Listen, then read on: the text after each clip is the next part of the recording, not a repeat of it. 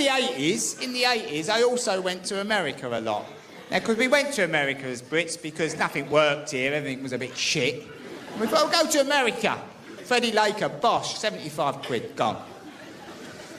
America's a nice place to visit. The accent can cause problems. I went to New York City, 1981. In New York, they call their arse the ass. Where I come from, we call our house a ass.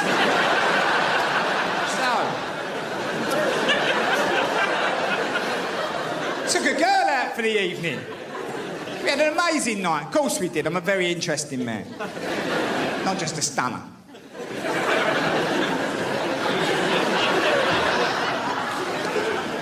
On the way home, I stopped her. I said, listen, when we get back, what are the chances of me coming in your ass? Now,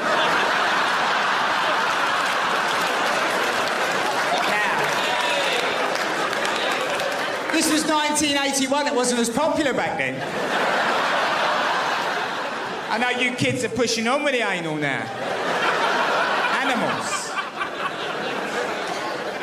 She said, oh, my God, you want to come in my ass?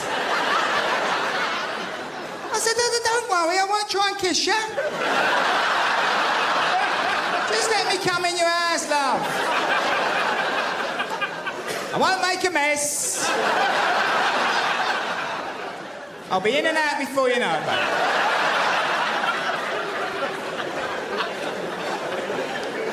But they're nice people, the Americans. Nice people. They're not cynical. They're happy. They're positive. They're friendly. Now, this is nice for the average Brit. You turn up, you go, this is all right. I'm having some of this. This could rub up on me. But about a year later, after you've been living there, you wake up one morning and you think, they're getting right on my fucking nerves now, these people. Because their positivity drains you. When they high-five the arrival of a salad, you just want to punch him in the face. Oh, we're high-fiving the tomatoes turning up, are we?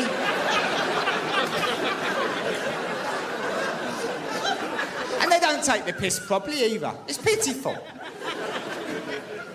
Now, I'm from the UK, and we do a few things properly in the UK. Skiving. Yes, madam, I'm sure you do. Fucking up people's DVDs being one of them.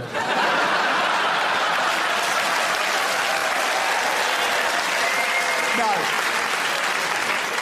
Sorry, I shouldn't have said that. You're just joining in, but it's all right. It's only cost about £250,000. We do everything well, madam, don't we? What do you do really well? Because we're all dying to know.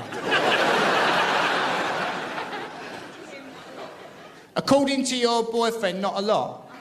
Your husband? Oh, well done. He's sitting there like that, the old man. It's like he's been here a million times before.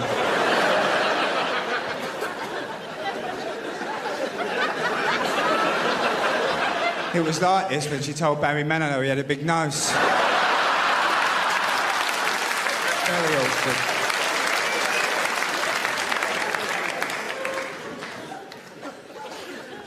Back to where I was. Very professional comedian. They don't take the piss properly either. Now, we take the piss properly in the UK. We're trained as children. My nan trained me up. She said, come down the pub, we'll take the piss out of people. Come on. As long as they don't hear it, don't matter. She sit me in the corner. Geezer would come in with an eye patch on. She'd go, aye, aye. Lord Nelson's turned up over here, look.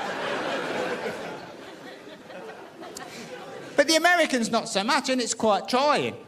And I'll tell you an example of why I couldn't live there. I'm out with the Americans. They're eating too much. Of course they were eating too much. A bloke came in with a wig on. A catastrophe of a wig. Bastard of a wig. Provocative. The wig is a very provocative garment. It's a bloke saying, I've lost my hair. But I'm not having it. No. I'm going to put this on my head. And I'm going to have a walkabout. And you lot are going to collude in the illusion I've still got a barnet, all right? We're all on board. So the wig came in. The wig came in, hovered in like some sort of spaceship with a man underneath it. So I thought, at least we'll have a laugh. So I leant into the Americans. I said, have a look at the geezer's wig. Have a look at the syrup.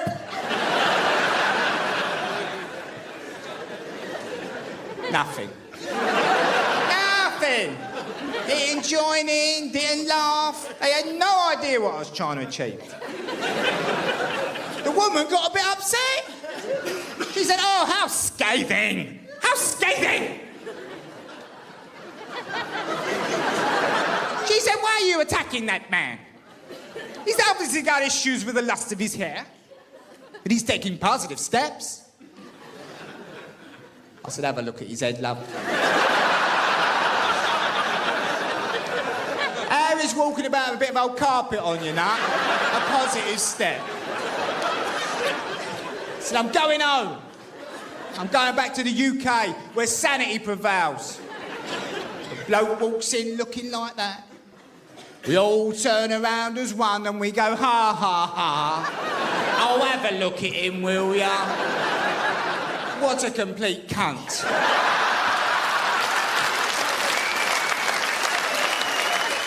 But I went back out on the dating scene. You look very sophisticated, madam, if you don't mind me saying. You look very...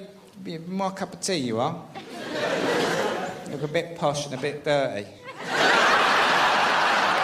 Best combo in the business. No, you don't look posh. That was a cheap shot. Cheap shot. You look very sophisticated, madam. Have you got an education, if you don't mind me asking? How far did you get in your education, if you don't mind? Boots. Boots?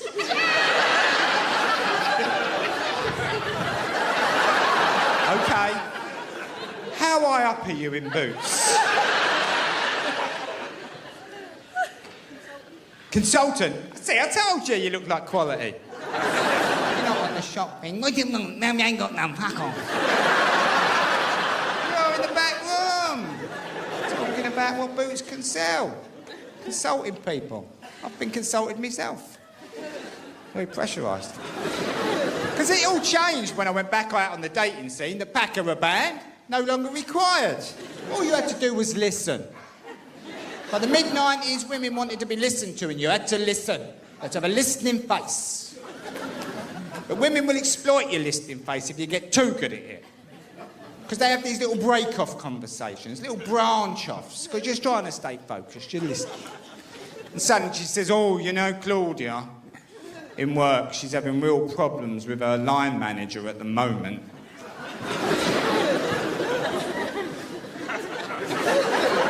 And you're like, in what world? In what realm of fantasy did you think I would have any interest in your friends' problems at work with a line manager? What do you want from me here? What am I bringing to the table, sister? I don't... Is it anger you're looking for? Oh, you're joking! Those line managers, you want me to go down there and sort it out? Don't get involved, she's gone to a tribunal. And women didn't have to worry about their reputation as much then, thank the Lord, that's all changed. If they fancy you, they'll say, look, shut up, take me home, I'm going to sleep with you, relax yourself. And you go home and you sleep with it, it's fantastic. You wake up in the morning, you're a bit dishevelled, it's all happened a bit quick. Plus, the worst thing has happened of all, though, you know, because you've forgotten her name in the hurrah. And I'm a bit old-fashioned. I think if you chomped on someone's carpet, you should remember their name, you know what I mean? Call me old-fashioned. So I want to show a bit of respect, so I creep downstairs, look through the post. Crafty Cockney. The Cockney's very crafty. There used to be a dart player, Eric Bristow, used to call himself the Crafty Cockney. And I used to look at this and think, well, how crafty can you actually be as a dart player? Did he try and get away with throwing 4 darts or something? A 240! Hold on a minute, Eric. Clues in the name, clues in the name. So, looking through the posts, see if we can find her name here. Oh, I can't call her the occupier. That would be a bit cold, wouldn't it? Walk back in the morning. Morning, occupier! Damn good show last night, old girl. But I'm still a bit old school. If I've slept with someone, I think it's entitled to go out in the week, maybe. After work, you don't want to wreck your weekend. After work, safe, innit? Pizza Express, not the Hut. Women don't like the Hut on the first date. Not enough glamour for them. Got to be Express, marbling table, flower. Suddenly she's thinking, this guy's okay. I think he's potential boyfriend, this one. Well, I did shag him a bit lively. Better clear it up. So halfway through the 4 seasons, you get, listen, don't normally sleep with men as quickly as I happen to have slept with you.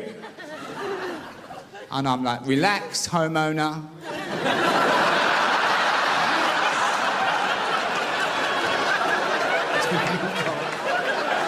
Relax.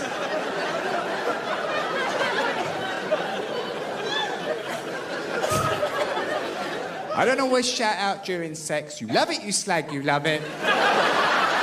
Let's just say we got off to a bit of a shaky start. Let's have another bruschetta. That's a disappointment, I know, isn't it? The bruschetta. I ordered one the other day. It's a bruschetta, mate. Oh, my friend, it's a bruschetta. I said, it's £8.50 for tomato on toast. Now, fucking go and get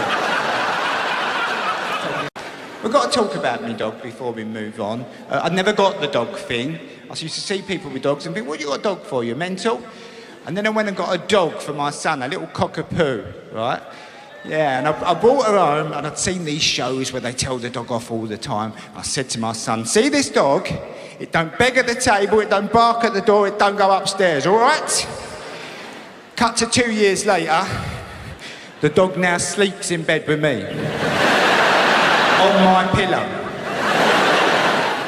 And I wake up about 2 or 3 in the morning, the breath's a bit sharp. So I think I'll push her down the bed. And she's just staring at me like that. Proper staring at me. I think what she's trying to say to me is, why don't we fuck her off?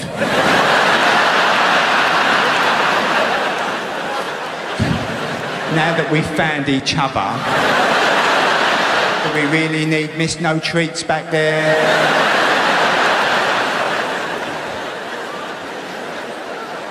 So when Dad says, I looked at my wife and said, babe,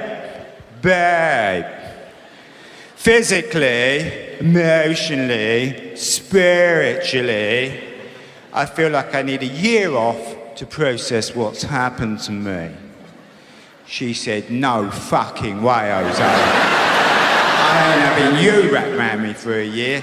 I'll end up knifing you or putting glass in your food, it'll end up in tears. She said.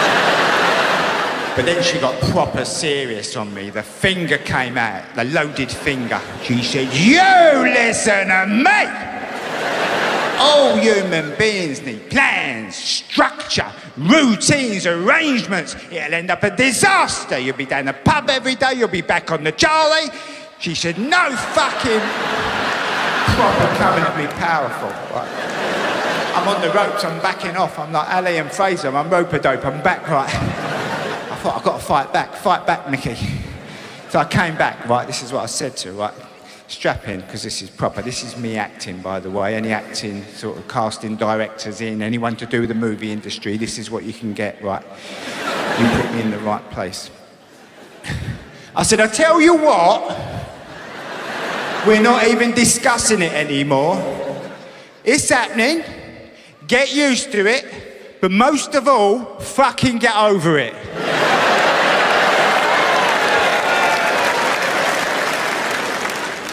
And then I ran out the door. I sent her a bunch of flowers and bought her a Mini Cooper.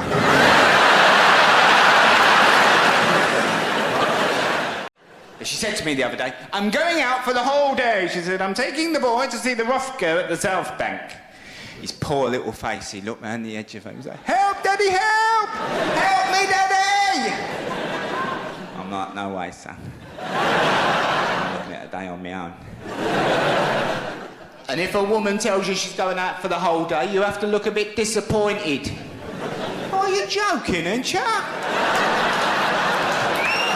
You're going out all day?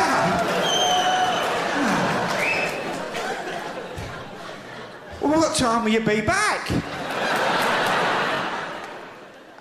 6:30. Well, go then, go. I'm not invited. Go.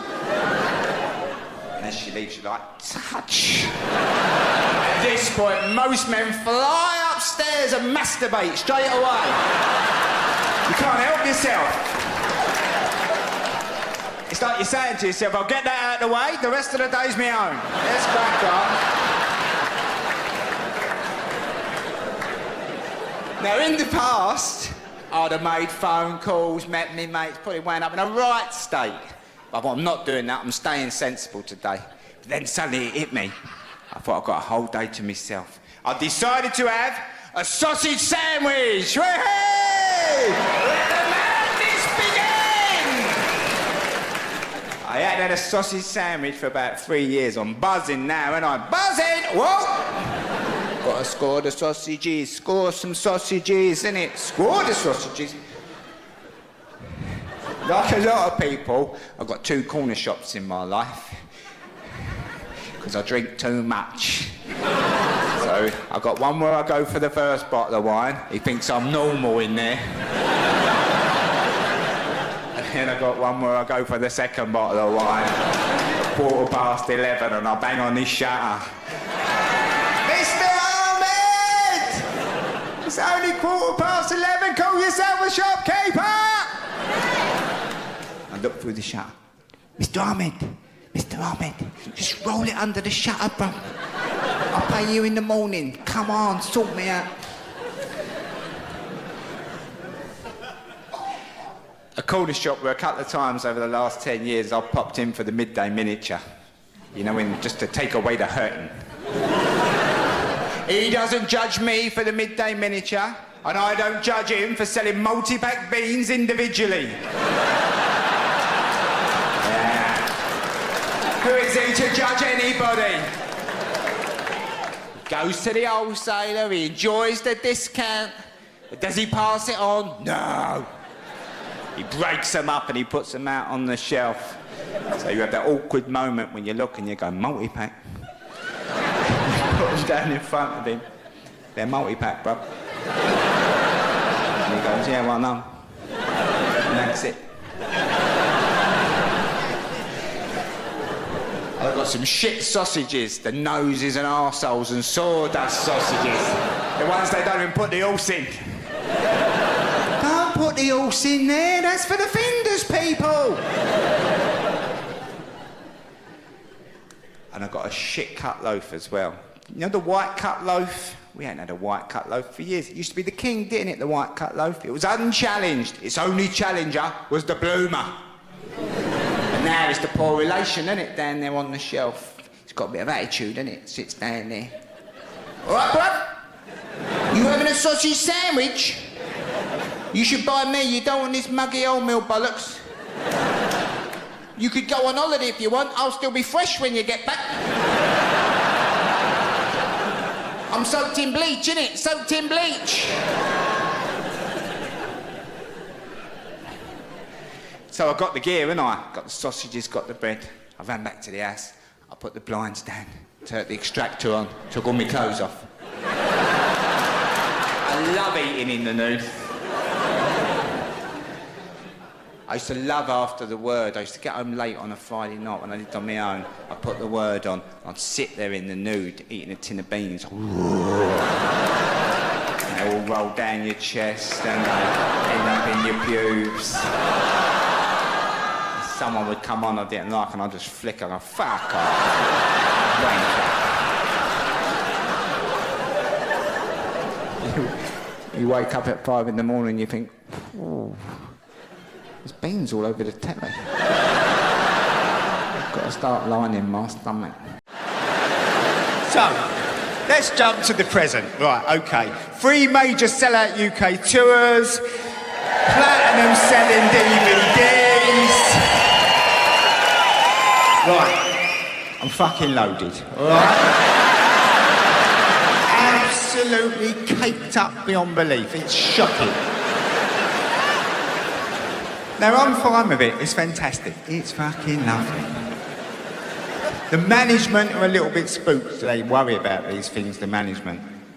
They called me in. They said, Mick, look, you're from the people, you're of the people, you're one of the people. But if they find out how much money you've got, they could go right on the turn. I said, look, don't worry. I'll talk to them about it. Then they really started panicking. So this is what I've come up with, people. For the next couple of hours, you've got to imagine I am still like you.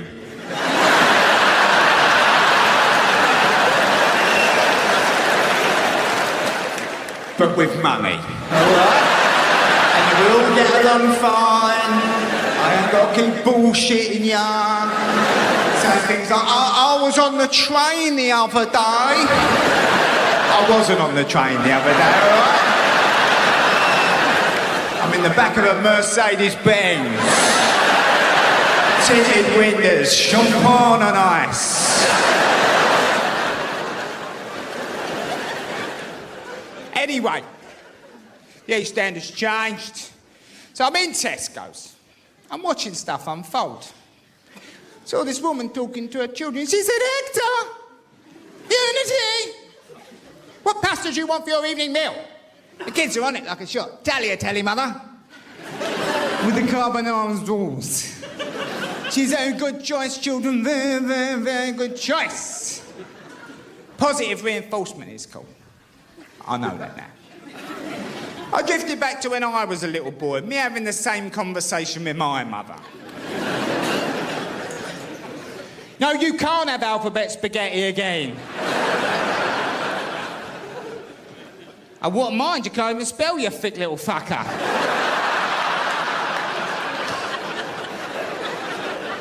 As you can imagine, I stay in nice hotels. Ooh. Proper, what they call over-service. They follow you around. I have to say to them, will you fuck off? Well, I eat these sausages. Bit harsh, but you know that, they drive you mad. Anyway. Now, I may be a bit of a cockney Herbert, but I've got a wife. She's a proper person. She's got proper friends. And they come round for the evening. We sit around, we dip bread in oil. You've got to treat yourself, haven't you? When did that happen? When did the oil become a treat? It used to be for the chips. Fried egg sandwich. Oh, son, it's on the table. It's got to be proper oil. You can't be putting Fry's Crisp and Dry out or Mazzola. It's got to be extra virgin. It's got to be oil that ain't been fucked. So, I'm rehearsed, I'm ready. I go downstairs. I'm walking around the island. This is not really big enough, to be honest with you, but I'll have to do for now, right? I'm walking around the island. The dog's following me. The dog thinks it's his walk. Let's just say we've got off to a bit of a shaky start. Let's have another bruschetta. That's a disappointment, I know, isn't it? The bruschetta. I ordered one the other day. It's a bruschetta, mate. Oh, my friend, it's a bruschetta. I said, it's £8.50 for tomato on toast. Now, fucking go and get it. Now, you younger men have probably got girlfriends who'll stay up quite late, 11 o'clock, things like that, you know, like 3 episodes. You're going to get married and have children. She's going to go back to work. You're going to get a lot of this. About 8:30, you get, oh, I've got to go to bed, babe. I'm absolutely shattered. You must never say at that point, why is that then? tired, babe? You have to go, I can imagine, babe. The day you've had, eh? You had to let the gardeners in, didn't you? Put that Ocado delivery away. Show the cleaner where she's going wrong. I'll bet you're in bits, babe. Now, I know then, when I mentioned having a cleaner, I lost a lot of you. Because you're like, oh, I see. Claim you're one of us, but you got a cleaner, have you? Now, I found it hard getting a cleaner. I've had sisters who were cleaners. It's hard, isn't it? And I thought I didn't want to become part of the petty bourgeoisie. But then the house got a bit too big, to be honest with you. We couldn't cope. I mean, she was struggling with the West Wing, you know. The East Wing was a state. I said, all right, we'll get a cleaner. OK. So we went and got a cleaner. She's a lovely lady. I have to tell you at this point, she's from abroad, all right? She's from abroad. We're not quite sure where. We don't pry. She likes to come on a Friday, right? My wife makes herself scarce on a Friday, leaving me to deal with the cleaner, right? Every Friday I get this. OK, so she comes in, I make her a nice cup of coffee, and I go back in the kitchen on the laptop. She likes to start upstairs. Then I get this all of a sudden. She's by the kitchen door. Mecca! You know where cafe por el shower?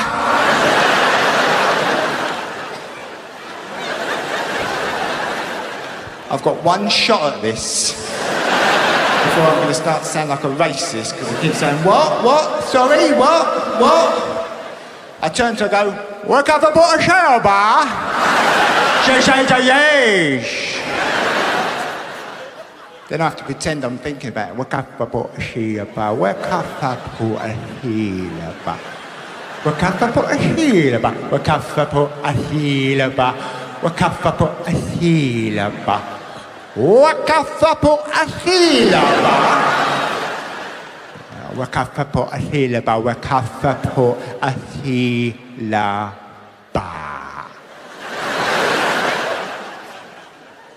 Where the cafe put the sillet bag? Yes!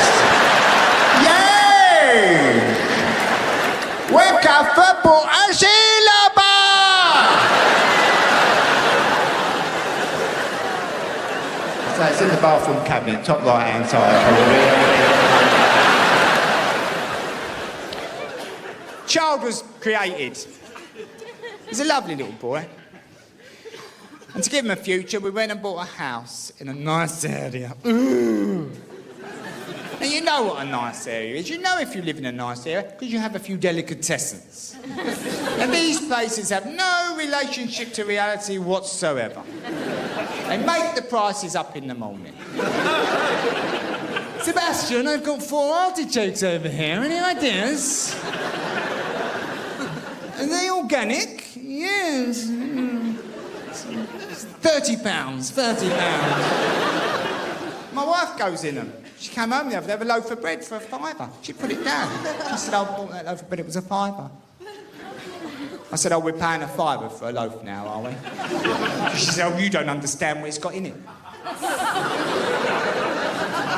I said, it better be a £2 coin.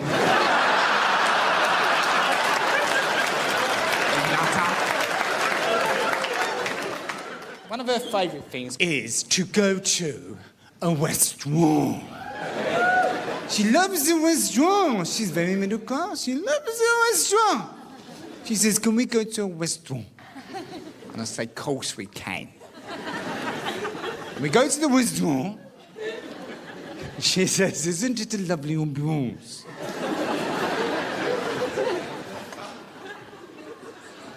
And I say to her, I don't know what the fuck you're talking about. I've worked out what an ambiance is. It's a night out without poor people. It's the people with a few quid saying, can we just have one night without the poor people turning up? You know what they're like, they'll be banging a couple of spoons together, singing My Man's a Dustman, creating an atmosphere. You know they love an atmosphere, Russ Abbott said it.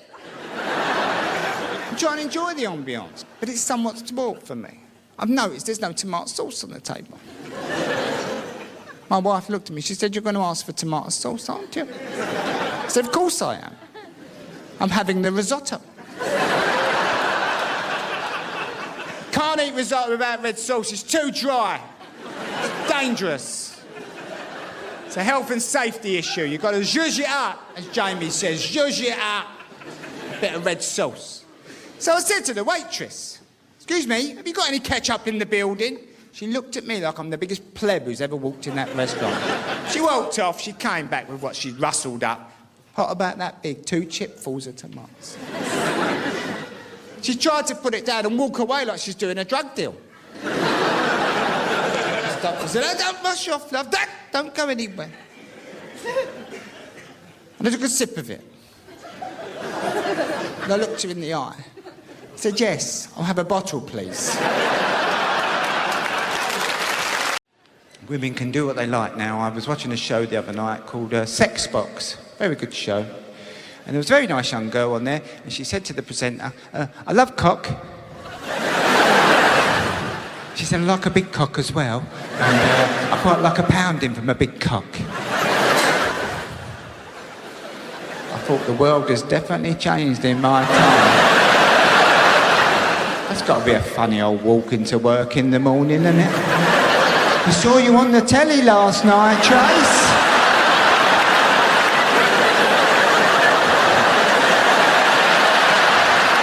You came across lovely, you did. You came across lovely. Your hair looked nice.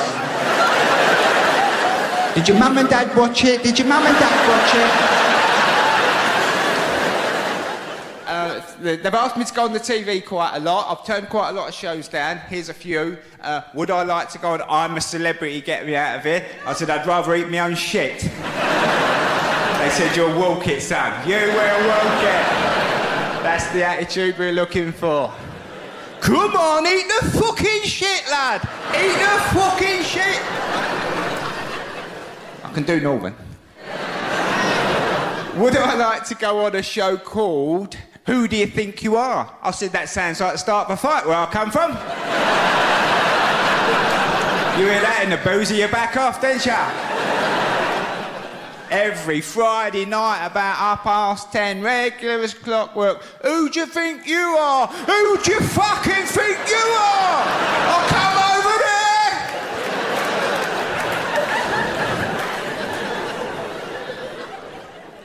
Always fascinated me how long it took an 18-stone man to get across a boozer. With his little 8-stone girlfriend holding him back. "Don't tell me you'll kill him, don't fucking hold me back!" "Well, hold me back a little bit. Don't hold me back!" Would I like to go on the Great British Bake Off? I said, "Oh, fuck off, will ya?" Well, I look like a man who wants to bake a cake. You catch yourself watching it, don't you? You think, fuck, I'm watching a bakery programme. And so you go, "What am I doing?" "Babe, there's only another bakery programme on the telly." "Well, turn it over then." "Oh, no, let's not be too hasty." Yeah, this fella gets on. Bernard's sponge has sunk in the middle. He's opened the oven door too many times, I reckon. Very common. And I go to bed and I get up about 6ish, so I watch the chase, you know, great. And then now it's time for the evening, you know. My wife and I made all sorts of promises to ourselves that on my year off we were going to go to theatres and galleries and do all this stuff. We didn't. We watched the telly. We like a bit of telly indoors. We're not ashamed of it. People are pompous and they go, "Oh, I haven't got a TV." I always go, "No, I ain't got any books." Yeah, that, all those words and ideas strung together to create stories and theories. Fuck that for a laugh. Put the telly on. We've got 3 levels of viewing in our house. We've got a family viewing, Bake Off, X Factor, that sort of stuff. There's my stuff, which I shall be watching later, once she's gone to bed. All the quality gear. Etc. Parking wars. Can't pay, we'll take it away. Oi, oi! Anything where it might kick off. And then we've got what we call our shows. They're few and far between. These are shows that my wife and I can enjoy as a couple. They come up very, very rarely. And if me and my wife see one, I say, babe, our show, our show. And she goes, yeah, our show, our show. And we give each other a high five and we agree we're going to watch this show as a couple, never individually. This is a lovely agreement to make, but it does mean that it can be years before I get through a box set, because she goes to bed at 8:30. She stands up in the middle of an episode. I've got to go to bed, babe. I'm absolutely shattered, she says.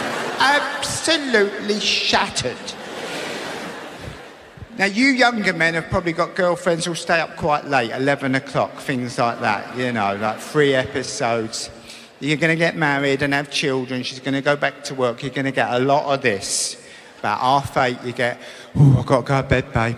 I'm absolutely shattered. You must never say at that point, why is that then? Why are you so tired, babe? Because most people who work in service stations at the moment are addicted to crystal meth. They are. They're addicted to meth. It's mad, isn't it? I know you're going, fucking hell, I never knew about that, bruv.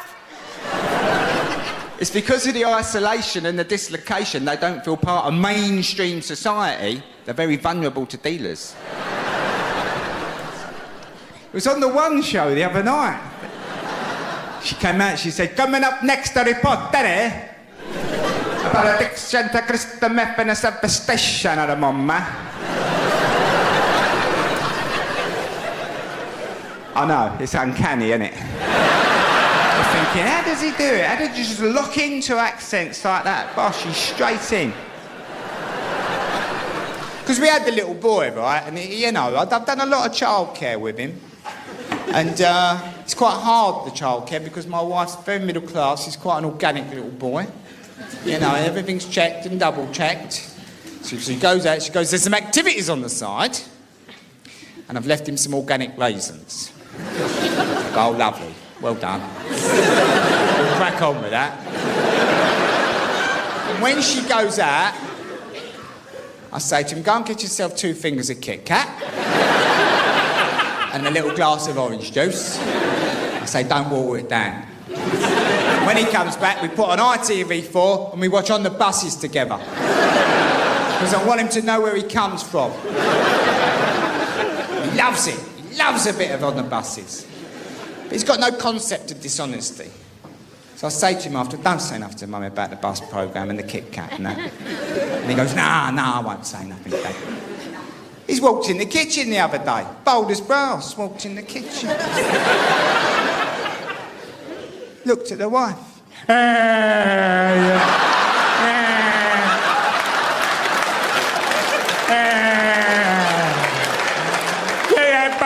Mum, get a butter. They said it couldn't happen, people. They said a comedian could not get a laugh from Blakey in 2011. You saw it here, people. You were part of history. Got to keep him alive, Blakey. A show my wife and I found that we thoroughly enjoy is called First Dates. It's a really nice show for couples. You can watch it all coupled up. It's lovely. Glass of wine, lovely. So there was an elderly couple on there, very elderly couple, probably 70, 80 years of age. My wife's had nearly a whole bottle of wine now, but she's left a little bit in the bottom, so she's not got a problem. I go and open another one. She says, we're not drinking all that. I said, oh, no, you're going to bed and I'm going to finish it off. You know the rules, sister. You know the rules. She stopped the thing. She said, here's a question for you. Here's a question for you. How old's the oldest lady you think you could have sex with? So I had a little think about it. I said, 80, I reckon. No, not 80. I based this on what I call the Mary Berry effect. There's not a man in this room who ain't watched Bake Off and thought, I don't know. There's something about Mary. She's a sexy little thing. I have this fantasy of meeting her one night and going home and having mad, mature sex. And you wake up in the morning all in bits, and she looks across and goes, I'm going to bake you a cake. You think you've either gone to heaven, wouldn't you? Hour later, she comes in, Victoria sponge, baby doll 90. She's got one tit resting on it. See anything you like, Tubbsy? I've got no problem with religious people. You like the story? Fucking crack on with the story. You like the story? Whatever. What I've got a problem with is the fact we've all got to listen to their bollocks all day long. The last couple of months on this gay marriage thing, we can't have gay people getting married. It's about the union between a man and a woman. You just think, oh, shut up, you pricks. It's homophobia, isn't it? Good old-fashioned homophobia, and I don't like it, which is why if I get around religious people, I can be a bit provocative. And I don't meet many religious people. It's weddings only, really, isn't it? You get the invite to the wedding, and you think, you're opening it up, you think, oh, please, let it just be the evening. Please! Please, let it just be the evening! And you look, oh, no, it's all day! Oh, no! Help! Help! It's a long old day, isn't it? You get there about 11:30, you're in the church, you're up and down like an horse jaws, you don't know what you're doing. You're getting up there, we're going down. The vicar's giving you an old-fashioned look, you don't know the song. I don't know the song, mate, I'm sorry, brother, I don't know the song. And then they chuck you out the church. It's about 5 hours before you get something to eat. They start plying you with alcohol. 5:30 and you think, oh, I'm out me nut. Pissed I am. Oh, I was going to save this bit of Charlie till after the food. You monsters. But you can have a laugh if you meet the priest afterwards, can't you? Or the vicar. You meet the vicar, you can have a bit of a laugh, and I tend to be a bit provocative. I'm a bit of a few drinks. Hello, vicar. You all right? Yeah, I'm fine, mate. Yeah. My legs are killing me a little bit. Teabagging my boyfriend last night. Yeah.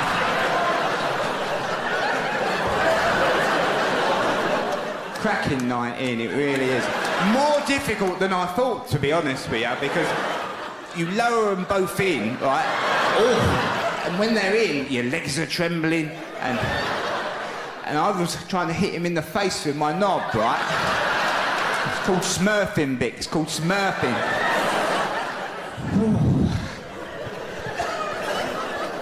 But that was the easy bit. It was when I became the teabaggee the problems really started. Because I was laying there, and they were both coming down, and I was panicking. I was you think they're never going to go in. And when they're in, you've got to breathe through your nose. You're like, and I was thinking, don't gag, because it'll kill the romance. I started gagging, Vic. I was going,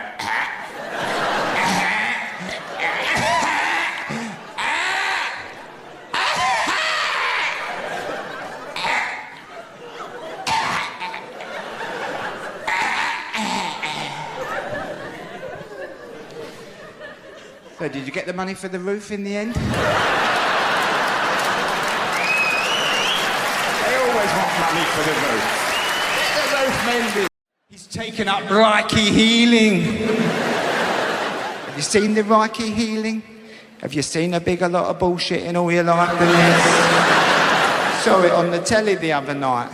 One man was apparently taking bad energy from another man, bad energy, just by waving his hands over him. He was like, oh yeah, man, there's some bad energy in here, in your brain. This is toxic, man, toxic. Let it go, let it go. He said, that's gone. That's gone. Then he went over his diaphragm, he said, yeah, he said, there's some bad energy in here, man. Bad energy. Toxic. Let it go, man. Is this a divorce trapped in here? Yeah, your fault, of course, yeah. He said, let it go, let it go. He said, that's gone. He said, that's gone. I I want to go and see one of these fellas so that when they give me the bill at the end, I can go, there's the bill there. Look, there's the bill there. That's gone. Look, that's gone. That's gone out the window. Mustache, I've got to throw a cup of cold piss over a homeopath. I've been asking up and down the country about the cup of cold piss.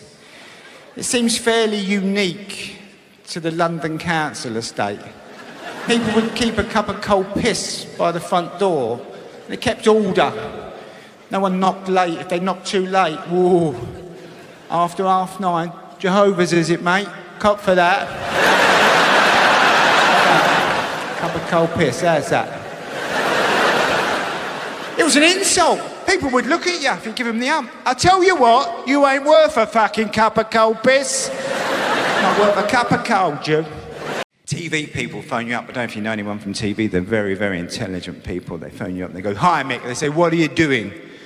And I say, fuck all. And they say, really? They say, what do you want to do, man? We can help you do whatever you want to do. So I said, actually, I'm going cycling with my mate around France. So they said, oh, can we come and film it? I said, get your checkbook out, look lively. Right? So basically, they paid me to follow me around France. I'd never been to France before. I don't know if you've been. I'd heard a lot about it. Like most reasonable people, I'd pushed on to Spain. Suddenly I'm in France. I'd heard a lot about these people, that they were lazy and they didn't like us. And then I went there, they are fucking lazy. Oh, they don't want to do anything, they're just walking about. This is how they go. Monsieur, we are closing, monsieur, we are closing. What's that then? We have been open for an hour, monsieur. We are so tired in this shop. We are so tired. I've worked out why they eat snails. It's the only fucking thing they can catch. Oh, Jean-Pierre, this one is getting away. You may be on heat. I did my best to accommodate the French way of life. I tried to get laid back. I tried to accept vive la différence, they call it. So I'd just about done it. And then on one of the last nights, we were going to go to the restaurant, but it's 6:30. The chef's probably gone home. So we ordered in pizzas, right? We ordered pizzas, fantastic. The pizzas turn up. On the pizzas, there's olives. We bite into the pizzas, and the olives have still got stones in. I thought, you dirty, filthy, affair-having, all strangling cunts, you absolute cunts. What sort of a race of people makes a pizza? And then looks, they have the stones in, fuck them, throw them on. I am not a slave, fuck them.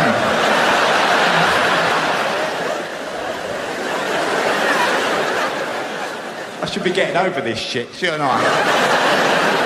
Fucking French. That's how when I see France now, I just go, fucking France! Yeah, did it?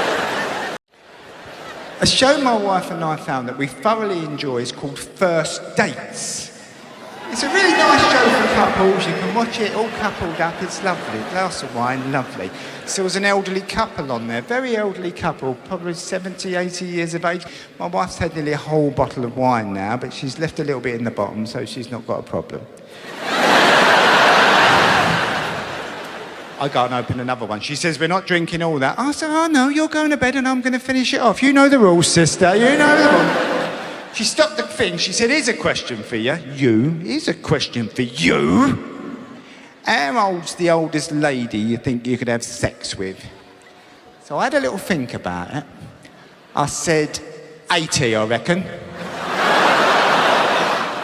No, not 80. I based this on what I call the Mary Berry effect. There's not a man in this room who ain't watched Bake Off and thought, I don't know. There's something about Mary. She's a sexy little thing. I have this fantasy of meeting her one night and going home and having mad, mature sex. And we wake up in the morning all in bits and she looks across and goes, I'm going to bake you a cake. You think you'd either gone to heaven, wouldn't you? Hour later, she comes in, Victoria sponge, baby doll 90. She's got one tit resting on it. See anything you like, Tubbsy?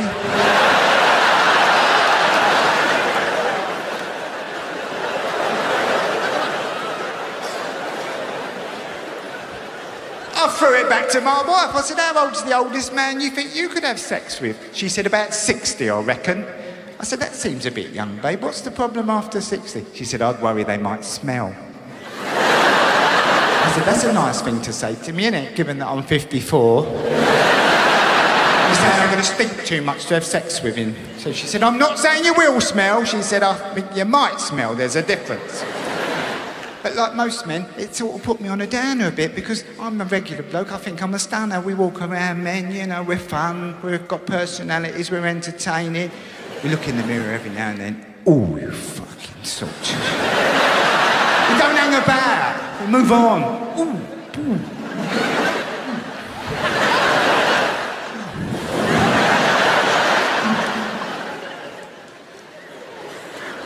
Every 10 years or so, you get out the bath, you think, let's have a look what's going on now. Ah, fucking hell, the tits have turned up, I heard about it. Your stomach pops out in your 40s, it ain't going back. You can ride your bike around the world, it ain't going back, all right? Get over it. The worst one, though, is when you look down and now your testicles are so much lower than your penis. It's terrifying. Even the testicles are panicking. They're looking up. Penis!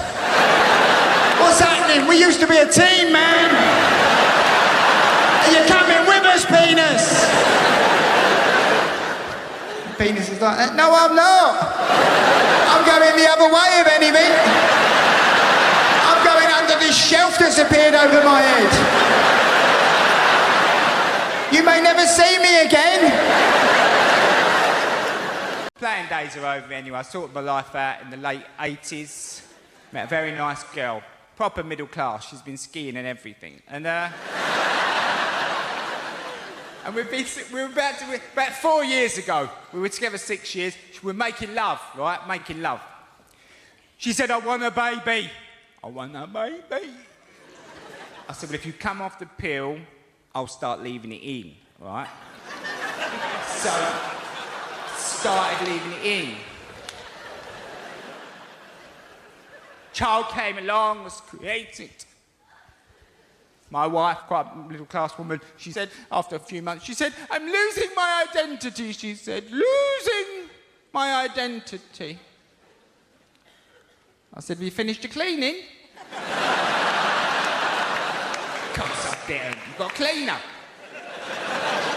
Everyone's got a cleaner now. Poor people have got cleaners. So, she went back to work, leaving me to bring the child up. So I'm pushing him along the street in his £500 pram, which I resented initially. Then I got involved in a race in Summerfields. Oh, no, she turns on a tanner.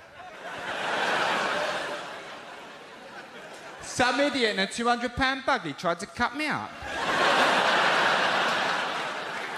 I said, come on, mate, there's a monkey's worth of Pramet coming through here. Shouldn't you be in Icelands with that thing?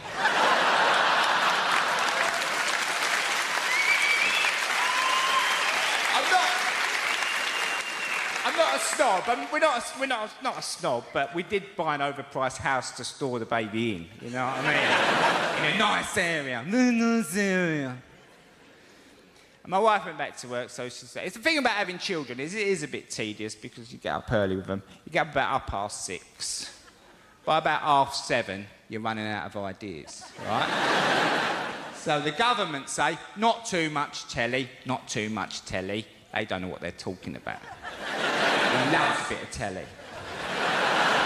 Never once has this little boy turned to me and gone, there's nothing on, Dad. So I put him by the telly, right? He's watching Thomas the Tank Engine. I'm reading about the budget deficit, which is very high, as we know. And you should be more worried about it. He's watching Thomas, I'm reading the paper. He's watching Thomas, I'm reading the paper. Suddenly, I'm watching Thomas. 2 years later, I'm a massive fan of Thomas. I've got to know the trains again, haven't I? Their little personalities, you know. You think, oh, Toby's turned up. This will be a blinder, this will. Toby's turned up. No, because where he's like, he's not a proper diesel or a steamy, and he's square, he plays up a bit, you know? So you're guaranteed a good episode with Toby. Now, the worst thing about having children, you're thoroughly enjoying an episode of Thomas. The little boy looks up at me and thinks, he's enjoying himself a bit. I'm not having that. I think I'll go off and top myself, all right? So he goes and gets in the oven. Keep me on my toes, and you have to go, hot, hot, hot! Hot, hot, hot! And you miss the end of Thomas. It ruins the rest of your day. Ruins it. It gnaws away at you. You think, how did that end? I was like, and it's not the sort of show you can just pop down the pub that night and start asking about, you know what I mean? Like saying to people, I don't suppose you saw Thomas this morning, did you? They brought the orchestra over, right, to play out the Fate, the So Dar Fate. They've only sent Percy to pick them up, haven't they? I don't know what the Fat Controller's thinking about sometimes. I really don't. We know it's a job for Gordon, don't we? Possibly Henry at a push. Ladies and gentlemen, you've been absolutely lovely. Thank you very much. Enjoy listening to reading. Thank you. Thank you. My wife and I made all sorts of promises to ourselves that on my year off we were going to go to theatres and galleries and do all this stuff. We didn't. We watched the telly. We like a bit of telly indoors. We're not ashamed of it. People are pompous and they go, oh, I haven't got a TV. I always go, no, I ain't got any books. Yeah, about that, all those words and ideas strung together to create stories and theories. Fuck that for a lot. Put the telly on.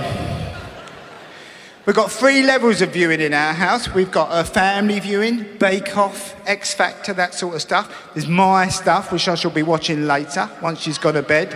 All the quality gear. Sexcetera. Parking Wars. Can't pay, we'll take it away. Oi, oi! Anything where it might kick off. And then we've got what we call our shows. They're few and far between. These are shows that my wife and I can enjoy as a couple. They come up very, very rarely. And if me and my wife see one, I say, babe, our show, our show. And she goes, yeah, our show, our show. And we give each other a high five and we agree we're going to watch this show as a couple, never individually.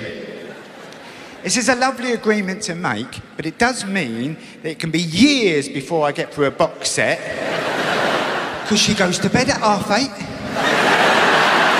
She stands up in the middle of an episode. I've got to go to bed, babe. I'm absolutely shattered, she says. Absolutely shattered. Now, you younger men have probably got girlfriends who'll stay up quite late, 11 o'clock, things like that, you know, like 3 episodes. You're going to get married and have children. She's going to go back to work. You're going to get a lot of this. About 8:30, you get, oh, I've got to go to bed, babe. I'm absolutely shattered. You must never say at that point, why is that then? Why are you so tired, babe? You have to go, oh, I can imagine, babe. Oh, the day you've had, eh? You had to let the gardeners in, didn't you? Put that Ocado delivery away. Show the cleaner where she's going wrong. I'll bet you're in bits, babe. Now, I'm maybe a bit of a Cockney Herbert, but I've got a wife. She's a proper person. She's got proper friends. And they come round for the evening. We sit around, we dip bread in oil. You've got to treat yourself, haven't you? When did that happen? When did the oil become a treat?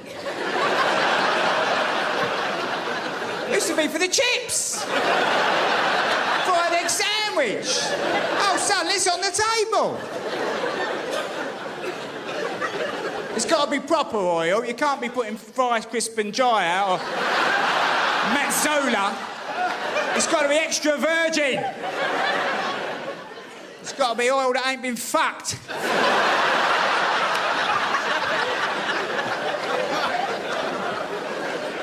Like a royal bride. It was a funny old day, weren't it? Weren't much of it on, though, was there? Oh, the hours and hours of it. The women all looking, look, and she looked lovely in her dress. Look, and she looked beautiful. The men are all like, I wonder if anyone else has fucked her. I wonder if she's had a sneaky bit of cock somewhere else. That'd be a story in a pub, wouldn't it? Stand there with your mates, they're all watching it. I've knobbed her. You're joking! I met her on a skiing holiday, smashed the light out of it. Well, you know. Now, I've wanted to change my brain over the years, adjust little bits, put things right. But the bit I've really wanted to change over my lifetime is the wanking bit. I'd love to have just turned it down a few notches. Because it's a sickness, isn't it? You wake up about 12 years old and you think, oh, I've got to have a wank. And it never goes away. You spend the rest of your life just thinking, oh, I've got to have a wank. And I first started wanking back in the 70s when you had to use your imagination. No pornography in the 70s. You had to go in the baker's, look at the baker's girl, look at her tits for a little while. And you went home and you laid on the bed. Right, OK, how does this work out? You pop in the baker's. You say to her, how'd you get the jam in the doughnuts? She says, come round the back, I'll show you. Go round the back. She's pumping the jam in the doughnuts. You look at her and say, could I pump something in you? She says, I thought you'd never ask. And you give her one over the top of the custard tarts. Yeah, that's it. And it's a strange thing, wanking. It's so deeply entrenched in a man. Every situation he gets in, he sees as a potential wanking situation. I got my hair cut the other day, right? And when I turned up, they sent out the shampoo girl. You know, the little thick one, they don't let near the scissors. She came out. Hello, sir! Have you been on holiday, sir? And she took me off to a private room, which I thought was a bit suspect. And she was washing my hair normally at first. She's scrubbing it away, giving it a scrub. Suddenly, she slowed right down. I thought, oh, she wants to wank me off. Typical. I did me back in, right, about a year ago. I had to go and see an osteopath, a trained woman, professional. We're in a surgery, there's certificates all around the room. She's got a tunic on. But I'm on a table, aren't I, with no shirt on. With a woman. And there was a little part of my brain that kept thinking, ooh. I wonder if she does want to wank me off.